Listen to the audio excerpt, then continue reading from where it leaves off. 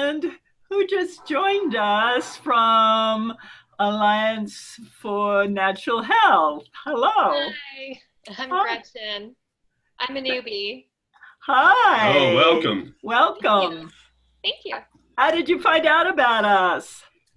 Well, I started reading a course in miracles, and I was just curious, where I could learn more. I was looking for groups that were discussing in my area, and your school popped up, and I saw that there was an online option to join. So I thought I would just kind of check it out and see what you guys are up to. And Oh, that's tell true. me, tell me your first name again. It's Gretchen. Oh, Gretchen. All right. All right. Where are you, Gretchen? What part of the world? I'm in Atlanta, Georgia. Oh my. All right. Cool. And did you find out about us on Facebook, or we're just curious? We're learning how to put the word out where we are. No, I just searched Google for a course in miracles. This morning, a couple of things I want to do is look at places in the course that relate to Easter time and or the resurrection. Same deal. So this in on page 68, this is question number 28 in the manual. What is the resurrection? So the resurrection in the course talks a little bit about Jesus' story of the resurrection in the Bible, but very little. I mean, when it's talking about the resurrection, it's really talking about the resurrection of the entire Son of God. Not just Jesus as the Son of God, but all of us combined as the Son of God. So it's talking about our resurrection. It's talking about my resurrection and what that means in terms of this deep inner place inside all of us called, the Course calls the mind. And when the Course talks about the mind, it's not talking about the brain. It's not talking about what's going on between my two ears. It's talking about this, for lack of a better word, a place, an internal place, an experience inside of us where we are choosing between one of two teachers, one of two voices inside of us. And that voice is either the voice of selfishness, the voice of self-autonomy, the Course calls that the ego, or the voice of forgiveness, the Course calls that the Holy Spirit. So it's always everything we do in terms of behavior, everything we do in terms of what the brain is thinking, everything we do in terms of anything is always a reflection of one of those two voices or two teachers inside of us. And the Course is real uncompromising about that. I mean, when we're in ego mode and we're listening to the voice of selfishness and self-autonomy, usually in my case, I'm not aware of it. But I know I'm not feeling peace when I'm doing that. It might be irritability, it might be anger, it might be a sense of being bored, it might be whatever it is, it's not peace. So if I'm in ego mode, I'm usually not aware I'm in ego mode. And also I'm acting behaviorally in terms of my experience is not very peaceful. When I'm connected with the Holy Spirit, it's usually a conscious experience, and I feel peace because of it. And we should remember, at least in the beginning with the course, the default setting, we all know what that means in terms of a computer, that the default setting for us is the ego. That's what we all came in with. And it's the automatic setting that we go to until we change our minds. So without changing our minds and choosing a different teacher, the Holy Spirit, we are on that default setting of self-interest, self-concern, self-autonomy. Course calls it specialness. It's all about me, my world, my kingdom, my family, my group, my. So that's what has to be undone. And, we need to recognize that we are on the default setting when we are. And as Tim's saying, it's so automatic, we don't always know that we are. And I'm only prefacing this whole thing about the resurrection because the resurrection simply is when we consciously choose the Holy Spirit as our teacher, and we have that experience of peace. I mean, real peace, lasting peace. It might not last because a lot of times we go running back to the ego, usually out of fear of losing our separate sense of self. And but the resurrection really is just simply an experience of connection, an experience that our innocence and our oneness as God's one Son is a real deal. And we know it, we feel it, we experience it. And we still see images of separation floating around, still see cameras and people on the screen, etc. But internally, we know that's not who and what we are. We have this real experience of peace, and that is the resurrection. That's what he's talking about. And literally in paragraph 1 on page 68, what is the resurrection? He says it's simply a change of mind, meaning I realize I've been acting selfishly. I realize I've been listening to this voice of the ego. It's not making me happy, and I'd rather have a V8. I'd rather choose to listen to the Holy Spirit instead of the ego and have that experience of peace. And that's what he's talking about in this first paragraph. I'll let Lynn read it. We'll get quiet for a minute, and then I'll bring us out. All right. What is the resurrection?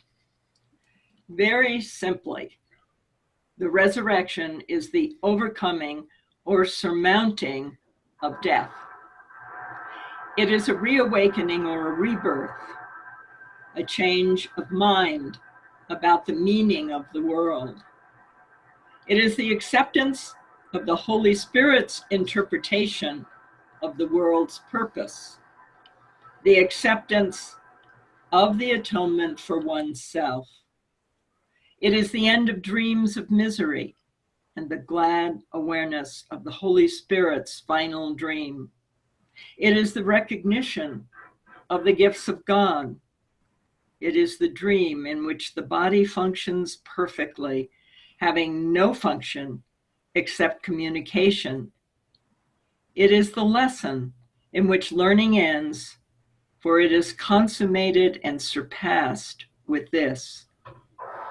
It is the invitation to God to take his final step. It is the relinquishment of all other purposes, all other interests, all other wishes, and all other concerns. It is the single desire of the Son for the Father. And we'll get quiet for a minute, and then I'll bring us out.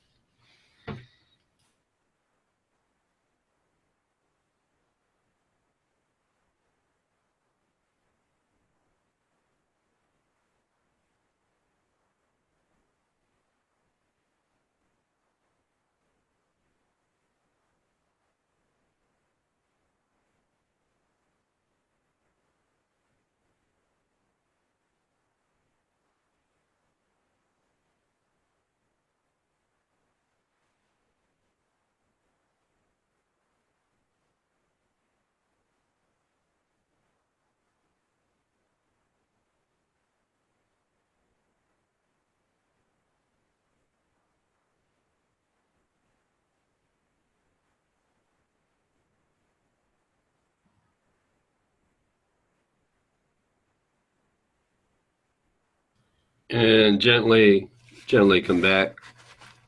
So if you can hear all that noise in the background, we actually have a dental office that moved in. No, I'm teasing. We got some work going on in our apartment building here.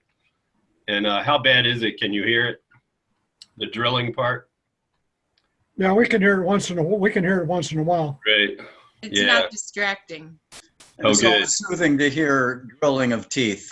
That's good. Reminds us of pain. Little Shop of Horrors. Yeah, right. Yeah. Marathon man.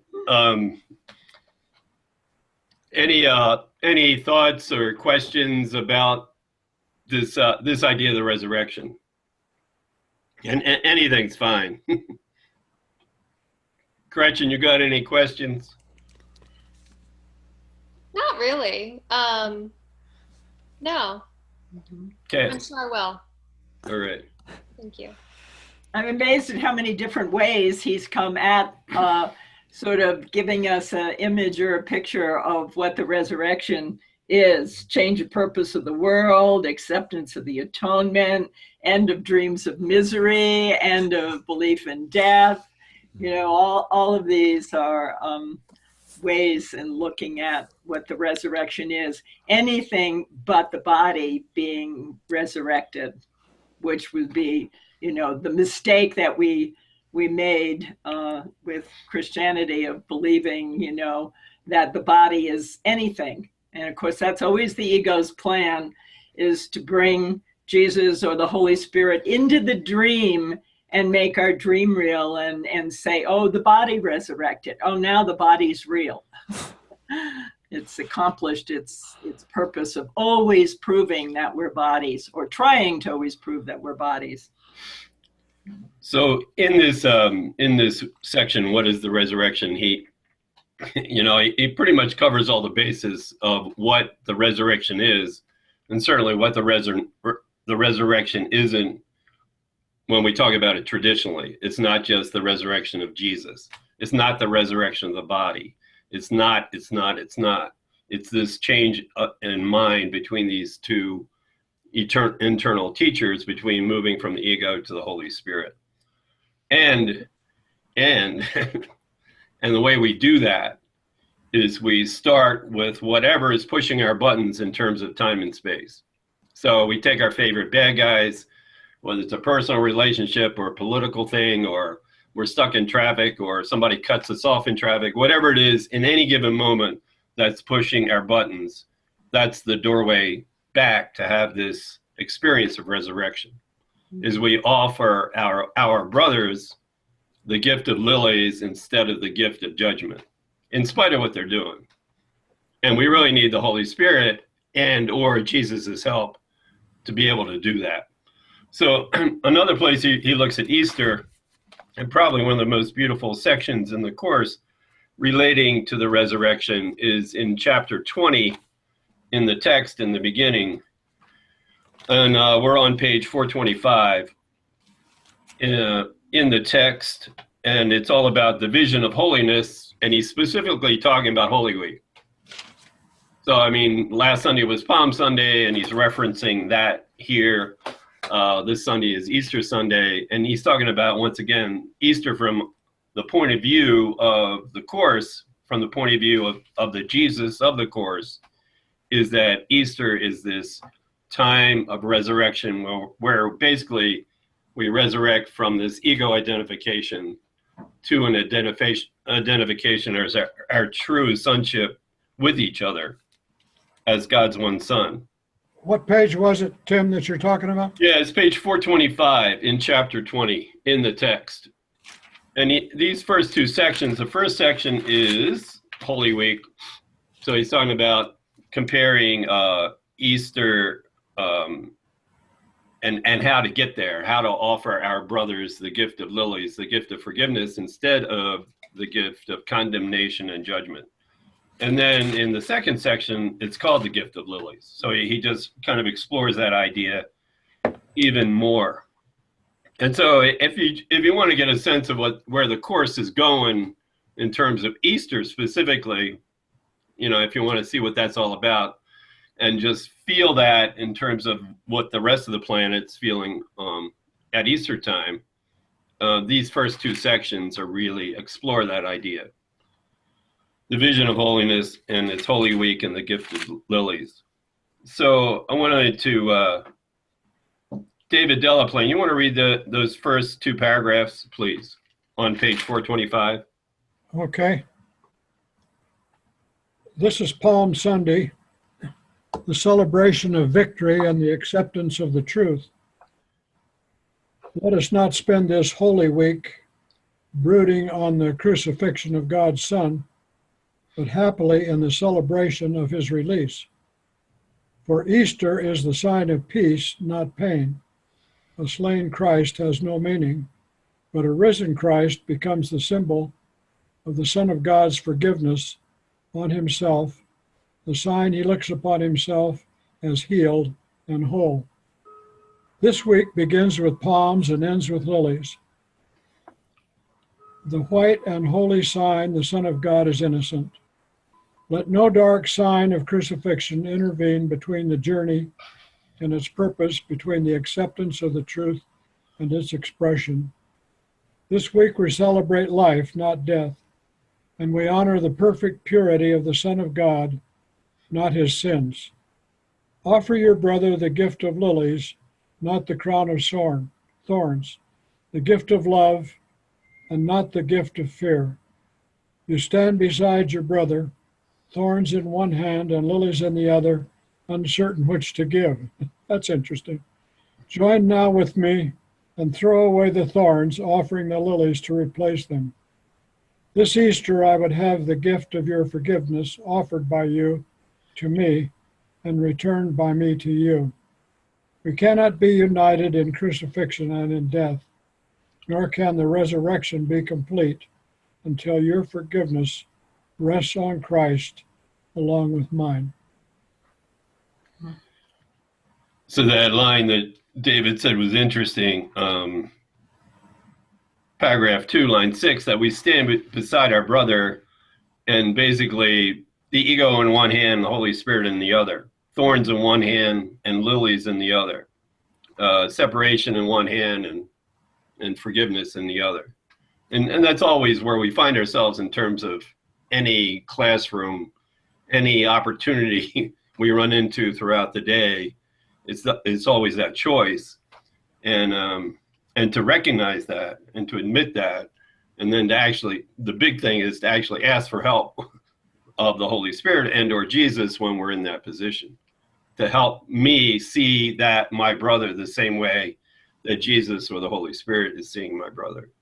Not just assume I can do it, not just assume I can stop judging.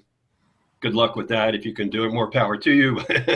I really need help, to help ask Jesus, to be willing to ask Jesus to help me see my brother in any given moment the way Jesus sees my brother. Meaning he sees past their sins, no matter how outrageous those sins seem to be. He knows that the true reality of my brother, and the real icing on the cake, he knows the true reality of me as one innocent son of God, and he shares that experience with us. And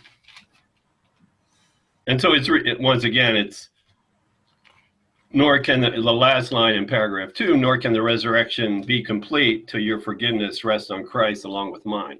Meaning our resurrection needs to be complete too. Meaning we, every time we do find ourselves in a judging situation, we're willing to recognize that, ask for help, and then be willing to see our brothers and ourselves the way Jesus sees us. Any comments, questions, whatever about that? I have a question about reincarnation back to Earth. So do you think that the resurrection actually means that we don't need the body anymore? Is that the final step? Like in the manual it said? I don't think it means that. I think it means we know we're not a body.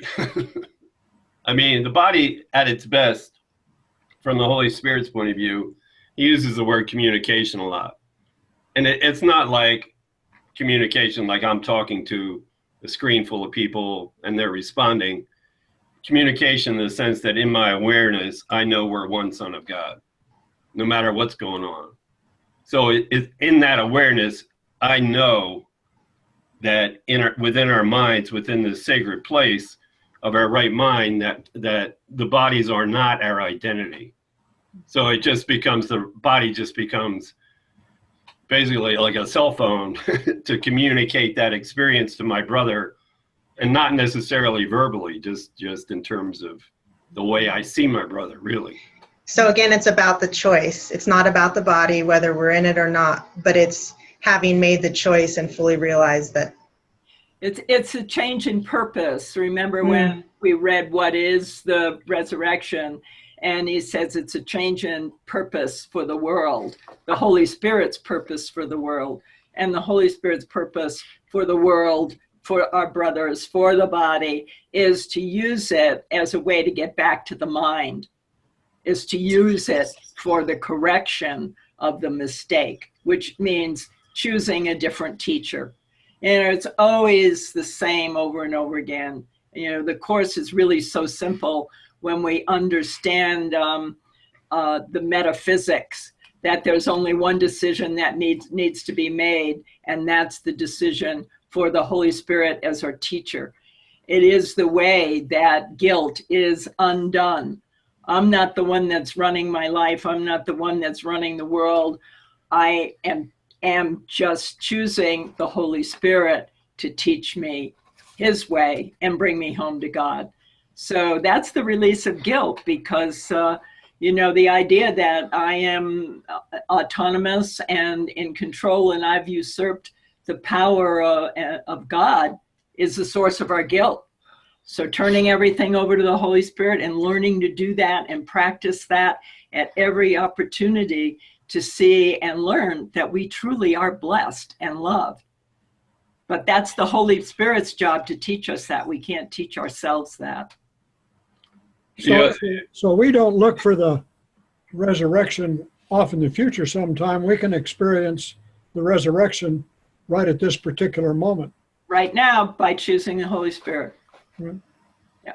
I have a question. Mm-hmm. When you read what is the resurrection, would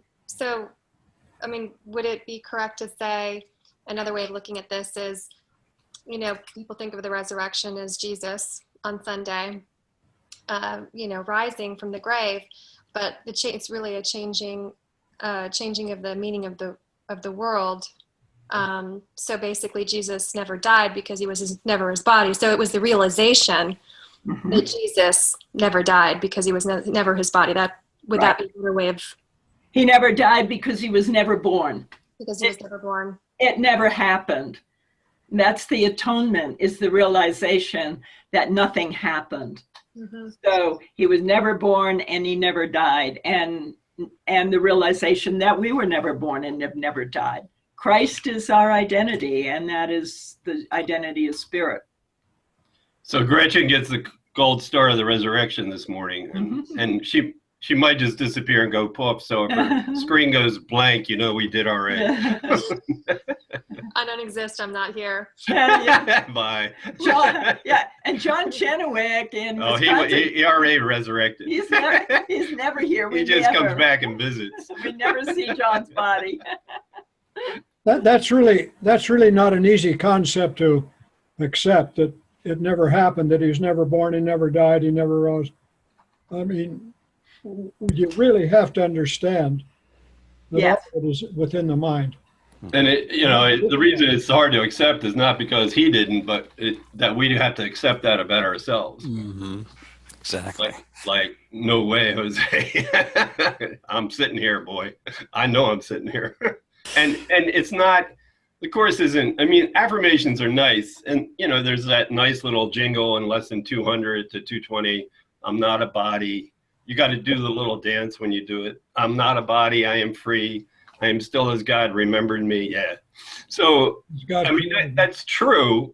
But if we believed any lesson title in this entire workbook, we wouldn't have to do the workbook. We don't believe it. So it doesn't matter how many times I affirm that. If I'm still sitting here thinking I'm a body, it doesn't help. Macbeth's wife, the lady protests too much, methinks. It's like I keep saying I'm not a body, and I'm just kind of like not dealing with the fact that I do believe I'm a body. So he's not asking us to deny that we're bodies. That would be a huge mistake in terms of the process. He wants us to get us to look at how much we do believe we're bodies. And like Lynn was saying, the question we need to ask about anything is what's the purpose of believing I'm a body? Well, now I believe I'm this vulnerable self, and I'm being victimized by 8 billion things in the world. And so it's saying that the resurrection is impossible. I am this body. I am this vulnerable self. I am being victimized, but it's not my fault. That's the big purpose. It's somebody else's fault. The reason I'm not at peace right now is I'm pointing the finger at something or somebody. And that's what bodies are for. That's why we believe we're bodies, is we get to maintain this separated sense of self, but it's not my fault. And all this pain that I'm feeling because I'm choosing that internally, by choosing the ego and not asking the Holy Spirit for help, all that pain I'm feeling, I'm saying now it's somebody else's fault. Not because I made this silly internal decision to be separate from God and from our brothers. So it's always the purpose. It sounded. Yeah, the world never happened because it was imagined. You can imagine a car running into your bedroom, but it never really happened. It was just imagined. So Right. in that sense, Jesus never was in a body, or neither are we. We just kind of think we are. We're imagining it. Right, right. So the question becomes, if that's true, am I willing even to go there? And what would be the motivation for even looking at that as a possibility? What if all this is made up? Well, the motivation after we do the course for a while begins to sink in is I feel a whole lot better being peaceful than I do when I'm judging and condemning and pointing the finger at all these people, because I believe I'm this body that's so frail, psychological body, physical body, that's at the mercy of all these external forces. But the general response of people to what Chris just said is, what do you mean the car didn't run into my bedroom? Right. Look at all the mess. They'll lock you up. Mm-hmm. Mm-hmm. It's a very convincing hologram, isn't it? We Well, did good. And that's why we need the Holy Spirit, and why we need to refer all of our suffering and pain and illusions that happen on a regular basis in our relationships. We have to refer that suffering to the Holy Spirit, because it's his function to teach us that that never happened.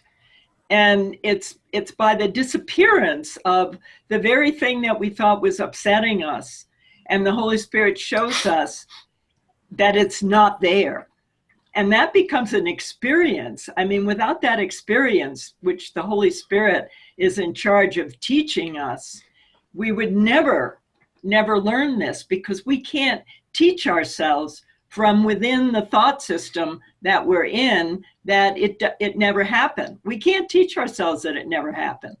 We can intellectually say it never happened, but we want the experience that it never happened, and it happens through forgiveness, and forgiveness happens through the teaching of the Holy Spirit. We're not the ones that forgive. The Holy Spirit teaches us what forgiveness is, which what was the description? We stand, we watch, we wait, we judge not, and we do nothing. We don't do anything to forgive. The Holy Spirit just shows us that what we thought occurred, what we thought our brother did to us, didn't occur. And ultimately, that's going to generalize to, we get it. None of this happened. None of this occurred. But we, learn it through those specific situations that come up in our day-to-day living. Which is why the course is so practical. Paragraph 4 on page 425, it's still in the text. Paragraph 4, line 1, it talks about Easter again. Easter is not, it's not the celebration of the cost of sin, but of its end. Another way of saying that is Easter is not the celebration of the cost of believing in separation, but of the end of that belief. When I ask the Holy Spirit or Jesus for help, and I start with my brother because that's where all the finger pointing's going. Jesus, please help me see my brother the way you do. So the cost of sin is always the pain of believing we're in separation. Whether it's psychological, spiritual pain, psychological pain, physical pain. Once again, the Course is really uncompromising that pain is all coming from our belief in separation. And the good news is it's all made up. I mean, certainly physical pain at its height doesn't feel like it's made up, but he's saying it is. He's really insisting that even physical pain at its most extreme can actually be transcended. That's a big classroom, and we don't have to take on all this at once. We can start with the little stuff. The guy cuts me off in traffic, work our way up the ladder. But the cost of sin is pain, all this pain that we believe we're in. And so that pain begins to evaporate when I connect with Jesus, when I let go of my judgments, and I begin to identify that I actually share this, not just the common pain with my brother because we believe we're both separated, but we share the same way out, meaning we both have access to this internal teacher. We can ask for help. And the really good news from the Course's point of view is when I ask the Holy Spirit for help to see you the way the Holy Spirit sees you, it kind of rubs off on you because minds are joined. That's one of the big giant metaphysics of the Course, is that minds are joined. And because of that, when I connect with my one mind that's part of the entire sonship, I realize that no matter what my brother's doing or not doing, there's a part of him that is awake too in that moment. That's quite an experience to have that. I think that's why we keep coming back to the Course, is the pain becomes less, and this identification with something much bigger than what we think we see and hear is amazing. Mm-hmm. Mm-hmm. Yeah, I think of the example of, for example, learning together. As we all hear on our morning chats, we're learning together, which is we're learning to deny the denial of love, to deny the denial of love. In other words, to open up to the fact that we are blessed and loved. And that's a shared experience. We've all been very surprised at how that can be shared even on a Zoom classroom as we're doing here. And we've been watching this awareness of love building in our Course community, even with the technology, which is really profound to begin to recognize that it is shared. Yeah. Yeah, I'd like to share something with you. I saw it on 60 Minutes the other day, and this is really applicable to what we're talking about. There was a woman on there that had cancer, and I'm going to just paraphrase, but she said she asked to see the cancer for what caused it and what it was. And in her mind, she saw fear. And when she saw the cancer as fear, she said, she literally says, "Be gone, fear," and the cancer left her body. But really what actually left was her fear. And it was in the form of cancer. And it was really, I've never heard anybody say this, but it was really something to hear somebody say it exactly that way, that the cancer, when she asked to look at it, she saw it as fear in her mind. Wow. And it was being reflected as cancer in her body. And when she told her mind to release it for her mind, the fear was released, and then the cancer disappeared in what she was projecting. It was quite astounding when I heard that. It was really exactly what you're saying. And the really good news about that is not just the cancer could have stayed and she still would have been at peace. Yes. She just would have had the cancer without being afraid, and what a miracle that would be. That is the miracle. It's not, the fear isn't whether my cancer will go away. The fear is the Course's version of fear is always that we convinced ourselves we were afraid to go back and ask Jesus for help, to let go of the fear that we made up about asking him for help. I mean, that's how silly the Course says what we're doing is the only fear I have is I've convinced myself if I ask Jesus for help, I might get it. To let go of the fear. I mean, the fear is what maintains our sense of identity. You can't be in a body and not be free and not be fearful. Well, you can't be free either, but you can't be free from fear if you think you're a body, because there's all this stuff coming out of body all the time. If I know and I experience that I'm not a body, whether my poor body has cancer or it doesn't have cancer, I mean, that's the miracle. That's the resurrection. That's the resurrection. Yeah, in this series we're doing on healing, I mean, it's going to be fundamental to learn that the body can't be sick and the body can't be healed, because there is no body. It's only the mind that can be healed.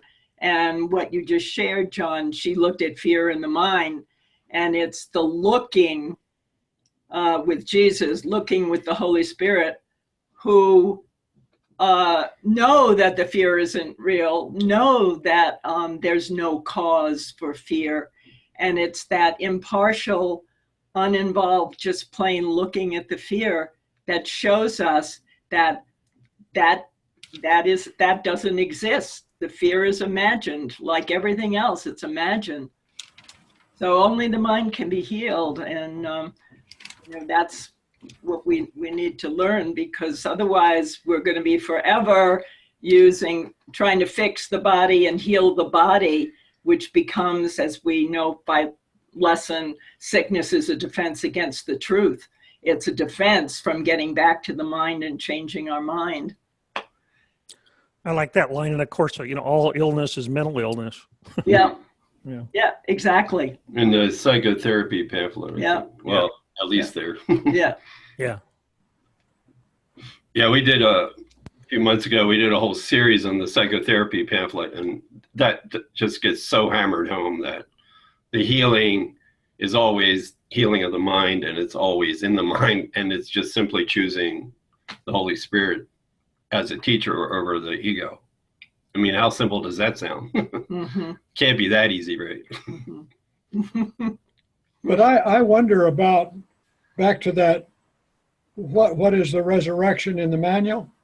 In that paragraph, it says that it's the end of dreams of misery and glad awareness of the Holy Spirit's final dream. It is the dream in which the body functions perfectly. What about that? Yeah, so the best image I have to kind of help me keep it all in perspective is basically all these bodies we think we see, including mine, we're just puppets. And we're puppets of this mind that's choosing either to be separate or to realize it's not separate. So if the puppet show is based on separation, then this thing happens where I'm making the puppet. I'm the puppeteer on one level, but now I believe I'm the puppet, and not only do I believe I'm the puppet, but I believe I'm vulnerable to all these judgments and attacks against me as a puppet. Like if you went to a puppet show and you knew the puppeteer actually believed he was one of the puppets, you think he was a little crazy. I mean, he's got this puppet show going on with all these bodies, but he actually not only does he believe he's one of the puppets, but he individually believes he's all the puppets. I mean, that's how skitsy he's gotten. He actually believes his awareness is in each of the puppets attacking each other. I mean, that's pretty crazy. But that's what the Course is saying we believe. So when a puppet is perfect, it means I know I'm a puppet. I know this body is a puppet, and I can use this puppet now for perfect communication. I mean, I can tell another puppet who thinks it's still disconnected from source, disconnected from the puppet master or the puppeteer, that we're really one. I don't say that out loud, but I mean, I can act in a gentle, kind, forgiving, loving way. I can just present that awareness to the other seeming puppet because I know we're both joined to the same mind. There's only one mind. There's only one ego. There's only one Holy Spirit. And actually transcend our identification with a puppet. Realize my brother's not that thing I see in front of me, and I'm not that thing either. Then the puppets just become a means of communicating that. And that's perfect. That perfect communication, that we're not puppets, that our oneness is still intact in spite of what we think and see and feel. But it seems to me that there are times when we're in a good place spiritually and we know that we are truly the Holy Son of God, that it can sometimes make a difference even at the level of form in the body. Like John says, she recognized the fear and the cancer disappeared. Not that that'll always happen, but there does seem to be some connection. Mm-hmm. Yeah, I think the important thing is from the perspective when the fear is gone in the mind, then what the Course calls health is peace. peace is what health is. It's inner peace is health. And from the perspective of the mind, a healthy body and a sick body are both illusions, because they're both seeing something that really isn't there and making it real. And the way we do that is to identify it with it. Like Tim was talking about, if you identify with the puppet, then you're no longer a witness. You're no longer watching, and you're no longer forgiving. You know, forgiveness is impartial looking without judgment. Well, the moment I identify with the puppet in any way, healthy puppet, sick puppet, I'm identified with it if I think that's what I am. And now I'm sick. I'm back to being sick because I'm not in a state of a forgiving mind. I have identified with an illusion, and now I'm sick. So, you know, that's the, this kind of the subtlety of staying out of identifying with the puppet, like you said. And, you know, I mean, it's totally normal in any given ego moment to be totally terrified of everything the Course is saying. And not only that, you know, you would like to think if you healed your mind, your poor puppet would look a little bit better. But I mean, that's a really, like Lynn was saying, that's a slippery slope. When the Course talks about sickness, 98% of the time, the only sick is in the mind, what John Pratt was talking about. And the only healing is in the mind, meaning I choose another teacher besides the ego. So the sick thought, sickness doesn't dwell in the body. It doesn't dwell in the puppet. I mean, a puppet with a broken arm is still a lifeless puppet. A puppet with cancer is still a lifeless puppet. And to believe I'm that is what gets me in trouble. So if I start basing my sense of healing and sense of self on how my puppet's doing in any given moment, it's easy. It's not saying, of course we do that, but I mean, we have to kind of recognize that. And the purpose of any sickness in the puppet, the purpose of a broken arm or cancer, is there's a face behind that sickness. There's somebody I can point the finger at, whether it's a germ or another person that did this to me. So it's always, what's the purpose of even sickness in the body? Well, it's to keep me so distracted from realizing I'm the puppeteer and that my wholeness is already complete. And I'm only sick because I'm pretending to be sick. The sick thought when I think I'm a puppet is I think I'm a puppet. That's the sick thought. It doesn't matter whether the poor puppet has a broken arm or not. Just I believe I'm the puppet is the sickness. And that's a reflection of me believing in my mind I'm separated from Jesus or the Holy Spirit. And then it just becomes a distraction. Well, look at me. I got a terrible broken arm, and look what that guy did to me. And, you know, I can show you, I can point right away to who did it. That doesn't take long. It wasn't me. It looks to me like Bruce Rawls has something to say, the way he's nodding. Oh, I'm just agreeing. And I think you nailed it, Tim, earlier when you said, you know, well, one of the things that, you know, I guess I get from Ken Wapnick's audios a lot is, you know, it's always and only about the mind. And I try to remember when I open this book that I have to remember that it's always and only about the mind. And if I can do that, then I'm at least, you know, in the right ballpark. And everything everyone said this morning has just been right on. So, yeah, thanks. Yeah. And the healing takes place. I mean, we can ask God to help us not be so obsessed with whatever our physical illness is, and, you know, he'll help. But the way he's going to help, and the way he can help, and actually the only way he can help, is I need to look at who the person is I'm pointing the finger at behind my sickness. And then, and in forgiving that person, meaning if I'm willing to look at that person, or the germ even, whatever it is, if I'm willing to look at that victimizer the way Jesus sees that victimizer, meaning he on some level, he'll help me have that experience that my brother's innocence and my innocence are still intact, no matter what the puppets seem to do to each other, then that's the healing, that waking up. That's the forgiving. Forgiveness is healing. Healing is forgiveness. And it's always about, am I willing to look at how much I am pointing the finger at somebody behind any given sickness that I have as a puppet? And am I willing to let that go? So you mean even a little tiny microbial invisible virus is like a brother that I'm blaming for my sickness and saying, it's all the Son of God. You did this to me. It's all the images of the Son of God pretending it's not the Son of God. I mean, there's no life outside of heaven. The Course is real adamant about that. So any image I see outside of heaven, it's just the Son of God pretending he's not the Son of God. Whether it's a germ, a video screen, me as a body, it's everything, not just everybody, but it's everything. Everything and everybody is just the Son of God pretending he's not. In any given moment. And the way out of that is stop pretending you're not and ask the Holy Spirit for help for that experience. Accept atonement for yourself. This never happened. One more quote about Easter time. It's on page 426. And it's at the top, in the top paragraph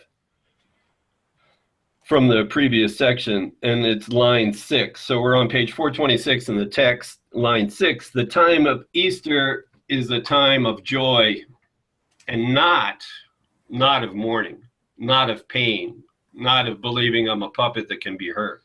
The time of Easter is a time of joy, of realizing that our innocence as one Son of God is actually who we are. And so look on your risen friend, meaning when I look on my brother and I stop blaming him and I'm willing to see him the way the Holy Spirit is seeing him, I'll know he's the risen friend, that his innocence is still intact, and that's just a reflection of my own innocence. I look on my brother, he becomes the risen friend, capital F friend, as much as Jesus is, and celebrate his holiness along with me. So that awareness that his holiness, my brother's holiness is still intact. His holiness is my holiness. You know, what's the Beatles song? I am you and you are me and we are all together in this love boat. Well, whatever. That's the gist of it. For Easter is the time of your salvation. Your salvation, my salvation. And then along with mine, meaning along with Jesus's. Thoughts about any of that?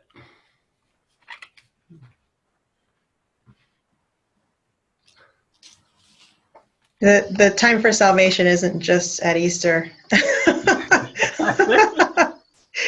But Easter's a reminder, right? Yep. It's a symbol of what's available this moment. Yeah. So, and then in that sense, Easter's right now.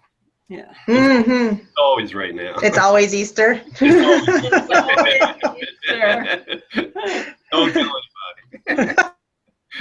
It'll blow Hallmark Easter cards. Yeah. Yeah. You just have to give them out all year long then. Yeah. I don't want to see one more jelly bean around here. There are jelly beans all over our building. Everybody on every floor puts out a little bowl of jelly beans. It's the Holy Communion of Montview Manor. Bunnies. I don't know how bunnies got related with the resurrection, but they sure did. I want to look a little bit at this idea of healing, how that's connected with the resurrection, how that is the resurrection. The healing and resurrection are pretty much synonymous. And he pretty much says that in the manual on page 55 in the back of the book. It's question number 22. And the question is, how are healing and atonement related? Well, we could equally say, how are healing and atonement and the resurrection related? How are healing and atonement and Easter related? And the kind of the simplified way of approaching the Course is to keep in mind that the content of each of those words, what's really going on with forgiveness, with healing, with the atonement, with every moment is Easter, is this idea of in any given second, I have the opportunity to ask the Holy Spirit for help to look at anything I'm dealing with the way he sees it. Help me have that experience. And then out of that experience, I'll know what to do in terms of my behavior as a puppet.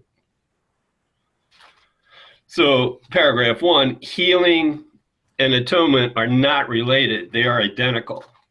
Healing and resurrection are not related. They're identical. Healing and Easter are not related. They're identical. So, I mean, all this, he talks about we have a wrong mind where the ego is kind of sitting around inside there. And then we have a right mind where the Holy Spirit is kind of inside there sitting around. And the idea being that's always the two choices. And so all of these ideas that relate in the Course to this experience of asking the Holy Spirit for help. I mean, he's got all kinds of words for it. He calls it seeing the face of Christ. He calls it true perception. He calls it healing. He calls it forgiveness. He calls it resurrection. He calls it having an experience of the real world. These are all just nice ways of describing the same experience. And you know, I mean, you know, our egos want to make them all different, but ultimately they're all the same. Same deal with the ego side of the fence.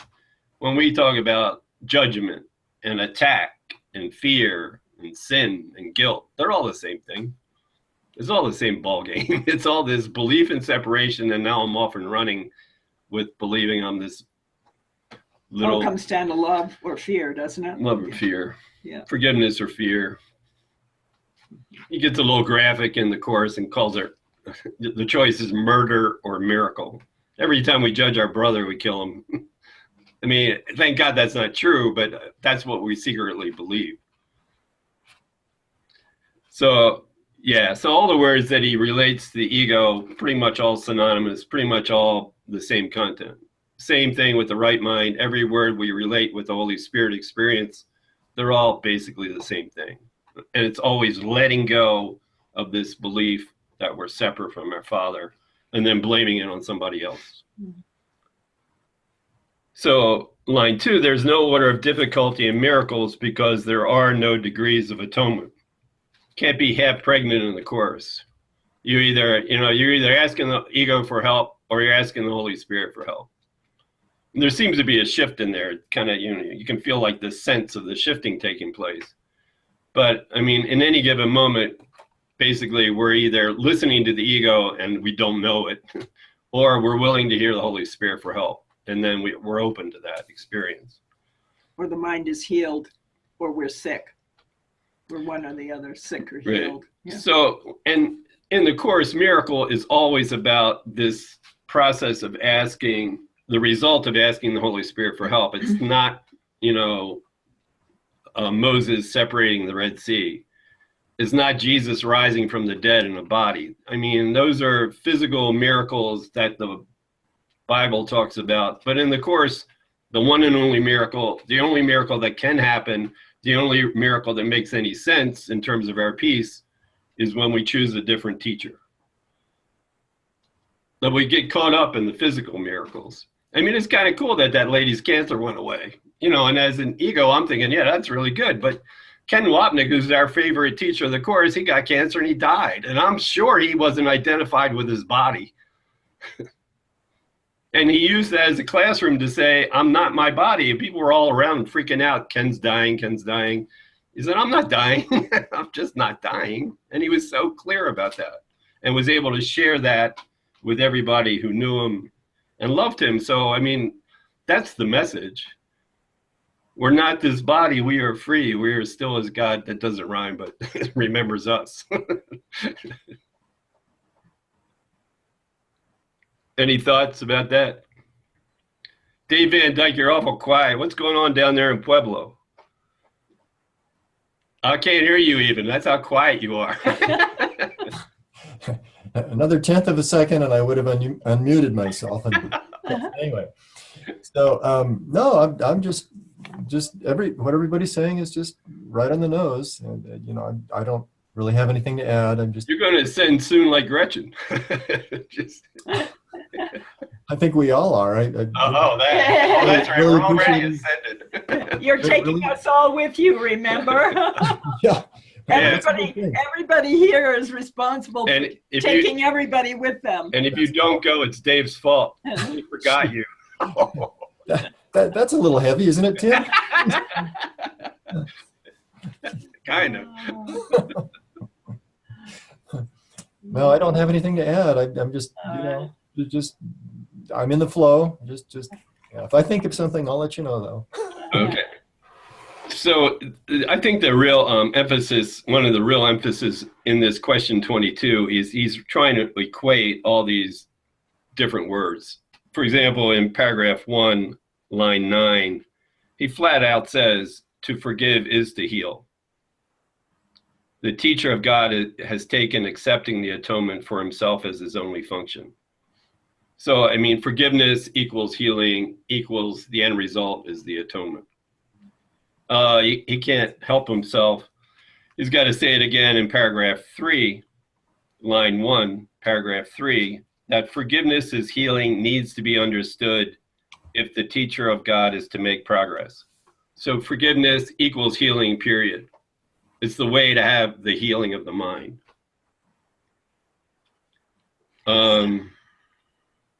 In paragraph 3, line 4, if our puppet could be sick, atonement would be impossible. So, I mean, if we were really our bodies, that means we really left heaven and now we're really screwed, basically, because we're bodies now and look at what we're susceptible to. That kind of fits nicely with another favorite quote, if this were the real world, God would be cruel, Yeah. Right. Yeah. Right. Yeah. This is pretty intense. Welcome to Thursday morning. None of these are new ideas, right? I mean, none of this is new, but it's all very, it's different to read it and theories and meditate on it and work with it and pray with it. But your story about Ken, and I've not seen any of his videos. This is the first I've seen his name. So I didn't know that he was dying from cancer and talking, this is a man who obviously did let go of the attachment to his body. But when you said that, it made it very real. It's like, okay, so we actually have to let go of attachment to our bodies and actually acknowledge that they aren't real and none of this is real. That's pretty intense. And the sort of good news about that is we don't even have to let go of our attachment to our body. We just need to be honest about looking what that attachment to the body is for, meaning who is the face that I'm pointing at that's saying has robbed me of my peace. So, I mean, it's not like we got to give up believing we're bodies even, but we just have to be willing to be honest about how much and how often we judge whatever's happening in my body behind that circumstance, behind that particular issue that I'm having, whether it's psychological or physical. I think that somebody else is responsible for that. And am I willing to see that thing differently the way Jesus does? So I don't have to even give up believing I'm a body. In fact, if I go around doing that, that's a pretty tough act. So can I try to heal my body while also, using supplements and food, while also acknowledging that it doesn't exist and none of this is real? But doesn't that give it a reality if am I not identifying with it by trying to treat an illness? So once again, take your vitamins. I mean, you should see the slew of stuff. Yeah, right. You got to breathe. I mean, the number one thing is without oxygen, we're going to die. So, I mean, that's really the number one physical addiction. Serious addicts here to oxygen. Yeah, serious. Breathing over here, boss. It's all magic. It's all magic. So go ahead and breathe, but don't, and you could try to stop yourself from breathing, but even that only lasts for a few seconds. You're going to that's as hard to let go of believing we're bodies as it is to try to stop breathing. And he's not asking us to do that, but he's asking us to look at the purpose behind breathing, to look at the purpose behind taking vitamins, and then still go ahead and do it. But just stop judging our brothers for, if only because the implication is with vitamins or eating right or not eating right, is that there's something I could do to change my peace of mind. So, take the vitamins because it's probably better for your puppet to have vitamins than it is not to have vitamins. But just don't believe you're a puppet, or at least try to look beyond that, and certainly try to look beyond believing the other puppet that's causing you pain may not be his true identity. You know, in order to do all of that, which I do, you know, I go to exercise classes, I take vitamins, I'm careful about what I eat and everything. But it is all showing me, if I really look at it, that I believe there is something here that needs to be defended and protected, and that it's real, and that it's important. So, you know, if I defend myself, I am attacked. I must believe I'm under constant attack in order to keep trying to protect and preserve this body, which, you know, I think I'm making a safe place for this, you know, this that I am not. And it's just all Jesus is asking us to do is to look at that, not to try to change it, not to change my behavior, but just to look at that and see that we do believe we're under constant attack. We do believe that we're incredibly vulnerable. And it would be those ideas that I could bring to the Holy Spirit or bring to Jesus and to say, you know, I do believe this, and help me to see what I really am. And that's going to happen in relationship to my brother. I'm going to learn through forgiveness that my brother and I are the same one. Jesus saw the face of Christ in all his brothers and remembered God. That's my way home, not changing my diet, not stopping taking my vitamin pills. The way home is through the healing that occurs in a relationship in which I see my brother sinless. That's my way to remember God. So, you know, trying to change our behavior, doesn't work. Makes the body real, more real, yeah. Don't you also believe that, or let me share a thing here. If we didn't have the body, we'd have nothing to learn from. So we need the body from that standpoint to learn from it. And, you know, I was thinking what you said in the case of Ken Wapnick dying of cancer. I was just thinking, we have a purpose, and the world is our classroom. And as long as there's a purpose for us to be here, we stay here. And in Ken Wapnick's case, I think he might have advanced so far. He just overshot his, you know, his purpose was done, and to move on from there, you know, and that's just all speculation. But we decide when we're going to leave this earth, and you decide I'm ready to go, and then you. I don't know if that all made sense. Oh. Yeah. She didn't like what you said, John. She's going to leave now. No, she's going to a Tai Chi class. Yeah. But you can take it personally if you want, because I am. Speaking of the body. So thanks, everybody. Great to be with you. I have a class on Tuesday morning at the same time, 9:30. And the topic is on healing also. What is healing? So we'll see some of you there on Tuesday. Thanks. Bye. Thank you. Bye. Is that class open, or is that a specific cohort? Well, since you got the gold star this morning, you can attend. Thanks. Yeah, no, it's open to everybody. Okay. Yeah. Great. See ya. Thank you.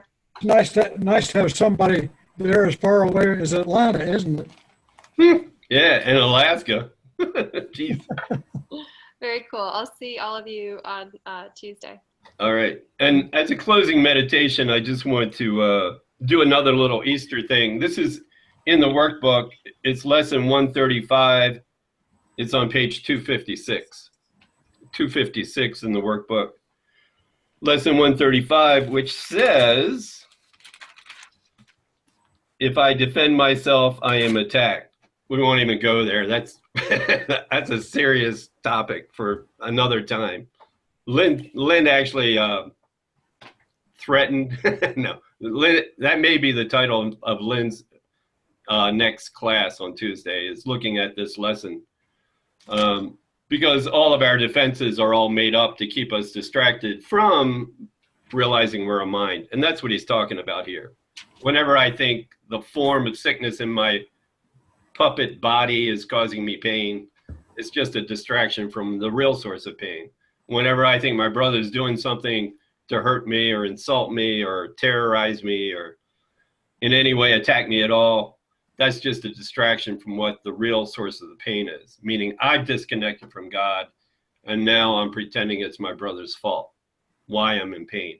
So when he talks about defenses here on page 256, he's just talking about all these distractions that we have as bodies that keep this whole ball game going. And he's relating this to Easter time when we're willing to let go of our believing that, ask Jesus for help to look at our brothers and ourselves differently instead of judging them. So all our defenses, all our judgments, all our sicknesses and form have been aimed at not receiving what you will receive today, meaning the message of Easter.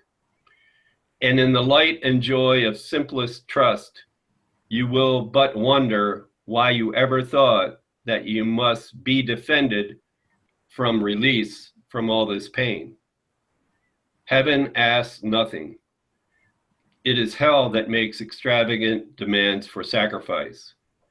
You give up nothing in these times today when, undefended, you present yourself to your Creator as you really are. God has remembered you. Today we will remember God. For this is Easter time in our salvation, and we rise again from what was seeming death and hopelessness. Now is the light of hope reborn in us, for now we have come without defense to learn the part up for us within the plan of God. What little plans or magical beliefs can still have value when we have received our function from the voice for God himself. Try not to shape this day as you believe would benefit you most, for you cannot conceive of all the happiness that comes to you without your planning. Learn today, and all the world would take this giant stride and celebrate your Easter time with you. Throughout this day, as foolish little things appear to raise defensiveness in you and tempt you to engage in weaving plans, remind yourself this is a special day for learning and acknowledge it with this. This moment, this day is my Easter time, and I would keep it holy. I will not defend myself because the Son of God needs no defense against the truth of his reality. We'll get quiet for a minute.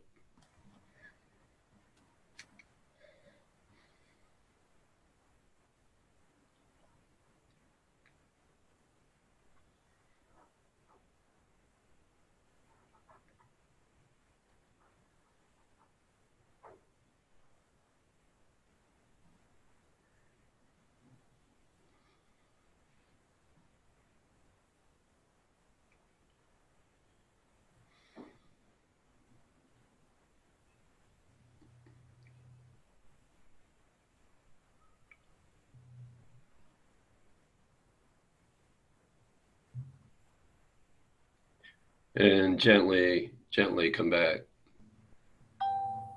So what we do is, what we normally do is we take the video and we put it on our website. We have a YouTube channel and we make this available for everybody.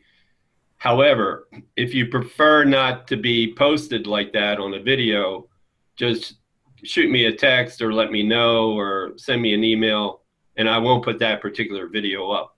I mean, sometimes people share some really intense stuff about their family, and, you know, I mean, it's not like their family's going to watch the YouTube video. I mean, it could happen. So, I mean, if that ever happens, you know, either you don't want, in general terms, you don't want to be posted, that's fine. We won't put it up. Or if you said something and you'd rather not have it public, that's fine too. We won't put it up. So just, not just for this video, but whenever you do come and visit, just let me know if you prefer not to be posted on the YouTube channel. And there are like 40 videos on there now, so on every possible topic you can think of. So anyway, thanks so much to everybody for coming, sharing, joining. forgiving me. Thank Take care. you. All right. Take care. Bye-bye. Likewise. Tim. Have a great week, all. Thank All you. right.